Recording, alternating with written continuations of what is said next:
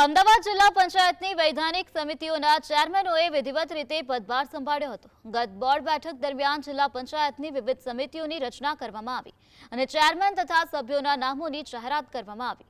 ત્યારબાદ શુક્રવારે ચારેય સમિતિઓના ચેરમેનોએ પદ ગ્રહણ કર્યું હતું। કારોબારી સમિતિના અધ્યક્ષ તરીકે મહેશકુમાર મફાજી પરમારે ચાર્જ સંભાળ્યો હતો, જ્યારે બાંધકામ સમિતિના અધ્યક્ષ તરીકે ઇન્દુબેન મહેશભાઈ પટેલે પદભાર ગ્રહણ કર્યો।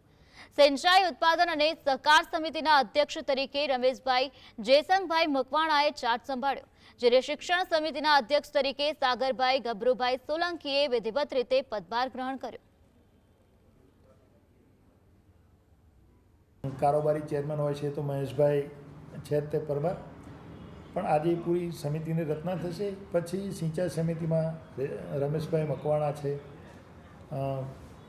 આરોગ્ય સમિતિમાં વિષ્ણુભાઈ જાદવ છે, સામાજિક ન્યાય સમિતિમાં લીલાબેન સોનારા છે, અપીલ સમિતિમાં હું પોતે હોઉં છું।